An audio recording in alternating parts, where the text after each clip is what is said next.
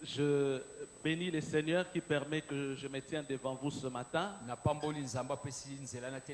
Lui qui nous accorde ce privilège d'être compté parmi les vivants et qui nous fait bénéficier de cette grâce pour participer à ce culte. Nous lui sommes infiniment reconnaissants. Nos remerciements vont ici à l'endroit de notre papa, le docteur Eric Mavinga, pour sa marque de confiance à notre personne pour prendre la parole ce dimanche matin. Comme maman était en train de nous le dire, c'est lui qui devrait prendre la parole. Mais comme il nous a donné la parole, nous lui sommes infiniment reconnaissants. Et nous prions Dieu que l'onction qui l'anime, que cette même onction puisse nous être favorable. Amen. Amen. Et je dis également merci à notre maman qui est là présente. Maman, merci pour la parole. Que Dieu vous bénisse pour tous les soutiens aux côtés de notre papa et votre affection également à notre égard. Que l'Éternel vous bénisse abondamment. Je bénis le Seigneur pour toi qui es là ce dimanche matin pour pouvoir écouter la parole de Dieu. Je prie le Seigneur qu'il puisse changer ta vie. Je prie également le Seigneur que tu ne te laisses pas intimider par les voisins des circonstances. Amen. Amen. Alors, il ne faudrait pas te laisser intimider par les voisins des circonstances et surtout ne pas m'intimider. Alléluia. Amen. Gloire à Jésus.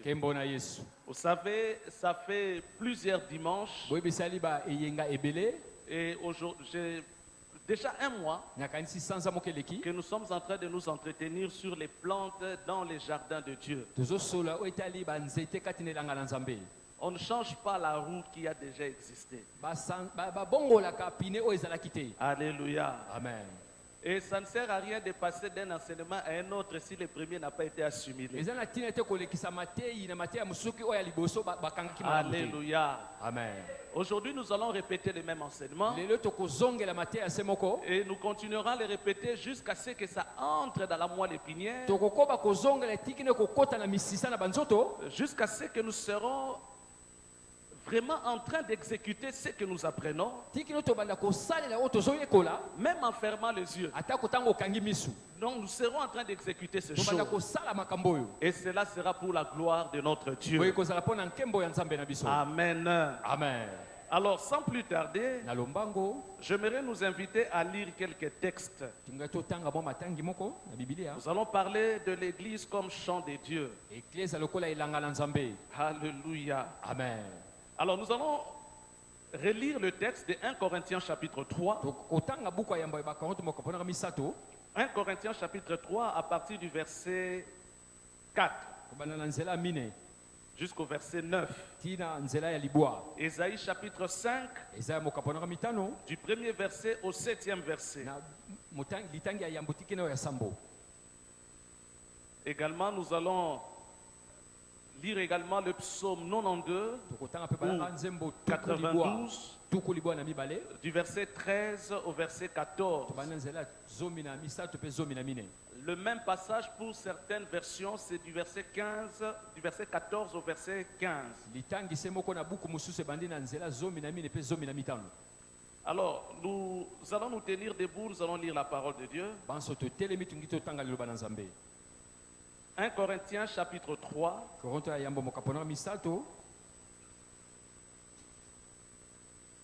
Nous commençons à partir du verset 4. C'est cela notre texte de base. Quand l'un dit, moi je suis de Paul, et un autre, moi d'Apollos, n'êtes-vous pas des hommes? Qu'est-ce donc Apollos? Et qu'est-ce que Paul? Des serviteurs par le moyen desquels vous avez cru, selon que le Seigneur l'a donné à chacun. J'ai planté, Apollos a arrosé, mais Dieu a fait croître. En sorte que ce n'est pas celui qui plante qui est quelque chose, ni celui qui arrose, mais Dieu qui fait croître. Celui qui plante et celui qui arrose sont égaux. Et chacun recevra sa propre récompense selon son travail. Chacun recevra sa propre récompense selon son travail. Car nous sommes avec Dieu. Nous sommes ouvriers avec Dieu. Vous êtes le champ de Dieu, l'édifice de Dieu. Deuxième lecture, Ésaïe chapitre 5, versets 1 à 7. Ésaïe chapitre 5, versets 1 à 7. Je chanterai à mon bien-aimé les cantiques de mon bien-aimé sur sa vigne. Mon bien-aimé avait une vigne sur un coteau fertile. Il a remua le sol, ôta les pierres et y mit un plan délicieux. Il bâtit une tour autour au milieu d'elle et il y creusa aussi une cuve. Puis il espéra qu'elle produirait de bons raisins, mais elle en a produit de mauvais. Maintenant donc, habitants de Jérusalem et hommes de Juda, soyez juges entre moi et ma vigne. Qu'y avait-il encore à faire à ma vigne que je n'ai pas fait pour elle? Pourquoi, quand j'ai espéré qu'elle produirait de bons raisins, en a-t-elle produit de mauvais? Je vous dirai maintenant ce que je vais faire à ma vigne. J'en arracherai la haie pour qu'elle soit broutée. J'en abattrai la clôture pour qu'elle soit foulée aux pieds. Je la réduirai en ruine et elle ne sera plus taillée ni cultivée. Les ronces et les épines y croîtront. Mais je donnerai mes ordres aux nuées afin qu'elle ne laisse plus tomber la pluie sur elle. La vigne de l'Éternel des armées, c'est la maison d'Israël. Et les hommes de Juda, c'est le plan qu'il chérissait. Il avait espéré de la droiture et voici du sang versé de la justice. Voici de cris de détresse. Psaume 92, verset 13 à 14 ou 92, verset 13 à 14. Pour certaines versions, c'est du verset 14 au verset 15. Planté dans la maison de l'Éternel, il prospère dans les parvis de notre Dieu. Il porte encore de fruits dans la vieillesse. Ils sont pleins de sève et verdoyants. Est-ce qu'on peut acclamer la parole de Dieu? On peut s'asseoir. Amen. Père, bénis ta parole dans nos cœurs. Laisse que cette parole puisse porter de fruits. Ta parole est une sémence vivante. Et nous prions au Dieu pour que cette sémence vivante apporte la vie dans nos cœurs. Que toutes nos vies changent. Seigneur, je te prie, ne permets à l'ennemi de pouvoir arracher cette sémence dans le cœur de quiconque croit à ta parole. Transforme la vie de cette église au nom de Jésus. Amen. Nous avons donné quelques vérités. On nous a donné quelques vérités, 10 vérités en ce qui concerne l'église comme champ de Dieu. Nous venons de lire 3. Dans le premier, on nous présente l'église comme étant le champ de Dieu. Et dans le deuxième texte, on nous présente le peuple d'Israël comme étant également le jardin de Dieu. Alléluia. Et il y a des leçons que nous avons pu tirer de ces deux passages, ou encore 10 vérités si nous pouvons les dire. Et je voudrais citer ces 10 vérités. Juste les citer. Et je serai en train de balayer rapidement ces 10 vérités qui va concerner pratiquement le vif du message que Dieu a déposé dans mon cœur. Je cite la première vérité qui nous a été donnée. c'est que l'église comme champ de Dieu est une propriété de Dieu. Ça, c'était la première vérité. Et nous avons tous été mis d'accord que l'église est une propriété de Dieu. La deuxième vérité, les chrétiens sont des plantes dans le jardin de Dieu. Si l'église que nous sommes un jardin, mais chacun d'entre nous constitue un arbre planté dans ce jardin. Troisième vérité, c'est que Dieu attend de bons fruits de la part de l'église et de chrétiens en particulier. Donc, celui qui plante son jardin attend cueillir de fruits dans son jardin. Il ne fait pas le choix ou la sélection des arbres inutilement. La sélection est vraiment bien programmée par le propriétaire du jardin, parce qu'il est en train de viser d'avoir de fruits selon ce qu'il a dans sa tête.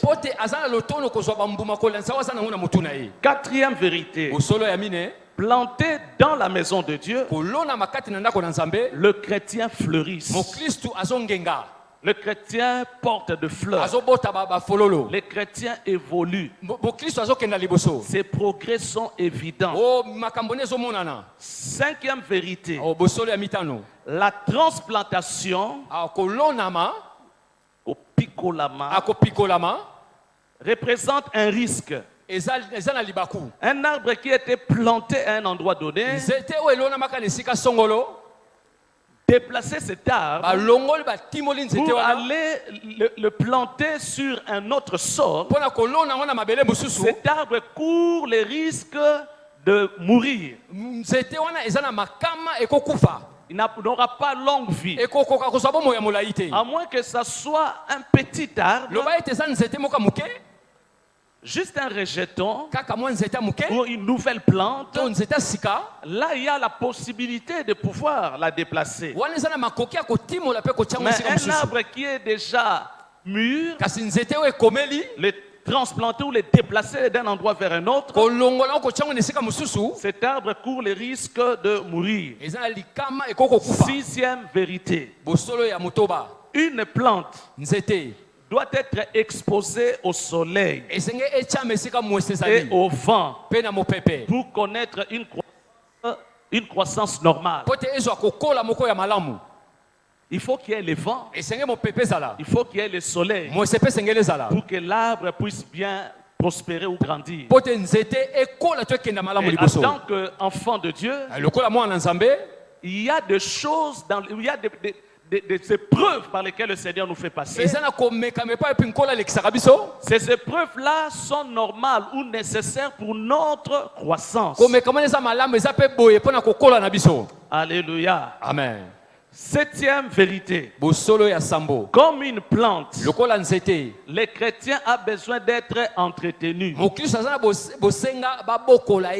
la même manière qu'on est en train de donner de soins à une plante ou à un arbre,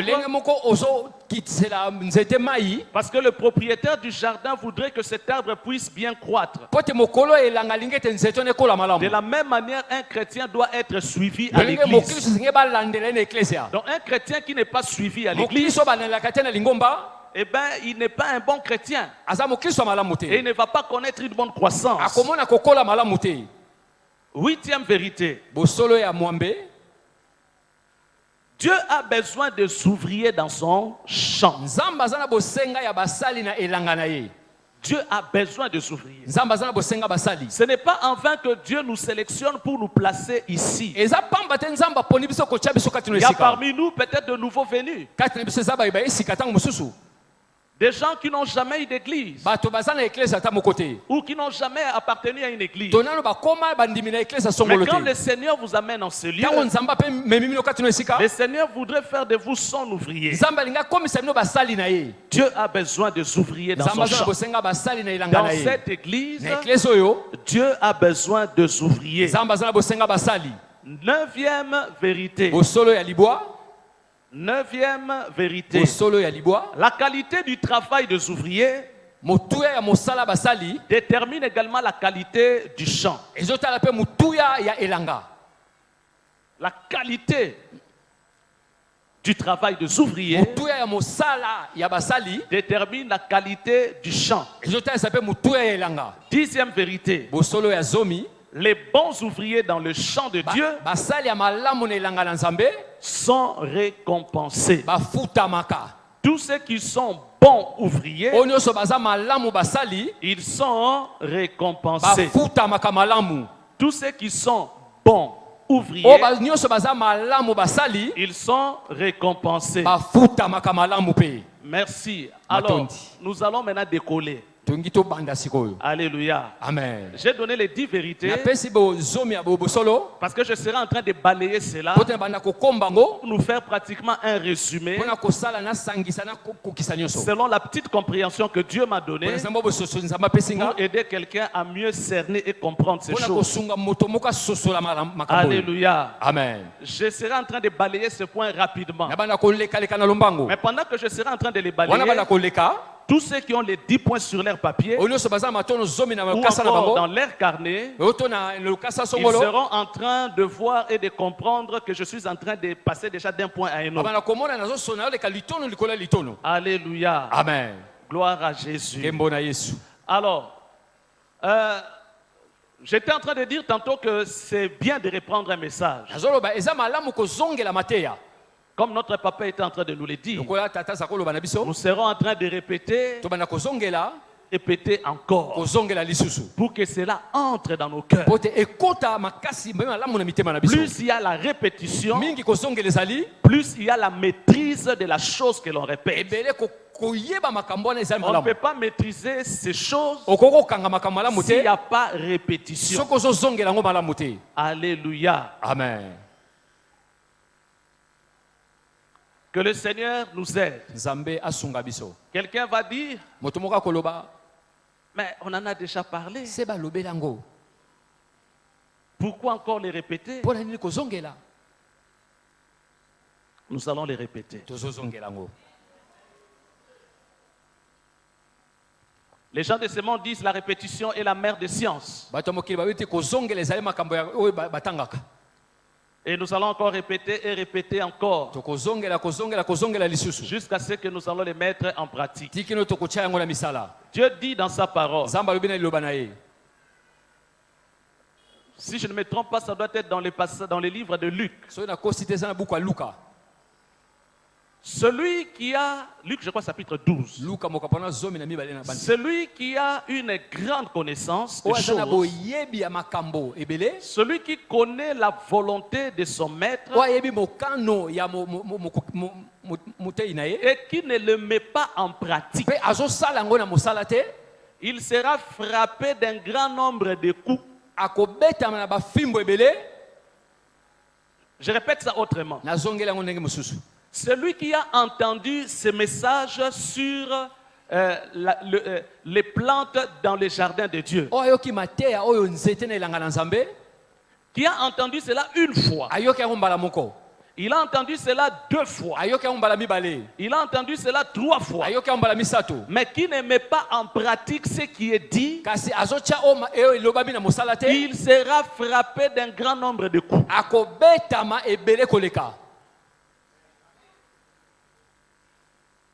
Mieux vaut pour toi ne pas entendre.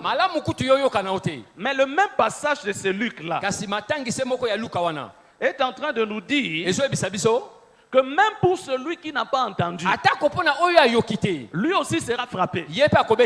Parce que l'ignorance tue. La Bible dit que mon peuple périt faute de... Mon peuple périt faute de connaissance. Mais celui qui a la connaissance, il sera frappé plus que celui qui n'en a pas. Donc nous qui avons l'habitude de venir à l'église pour écouter, et surtout pour dire dans son cœur, on est fatigué de ces messages, on ne peut pas avancer, on ne peut pas donner un autre. Mais je vais te dire, les premiers que tu avais écoutés là, pour lesquels tu n'as pas encore pratiqué, et tu voudrais qu'on en ajoute encore, sache-le qu'un grand jugement va tomber sur toi. Alors nous voulons répéter ce message pour que le Seigneur nous aide à pratiquer cela. Parce que ça fait plusieurs dimanches que le pasteur est en train d'en parler. Mais nous ne savons pas pourquoi est-ce que le pasteur insiste. Mais son insistance, c'est pour nous amener à pratiquer ce chose. Ce n'est pas pour faire plaisir à nos oreilles. Il a reçu un message de la part de Dieu et il nous le communique pour que nous puissions vivre ce message.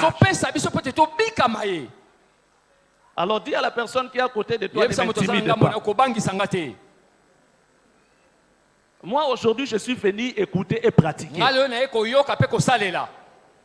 Amen. Amen.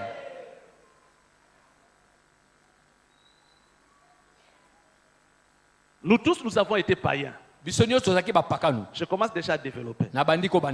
Nous avons tous été comment? Païens.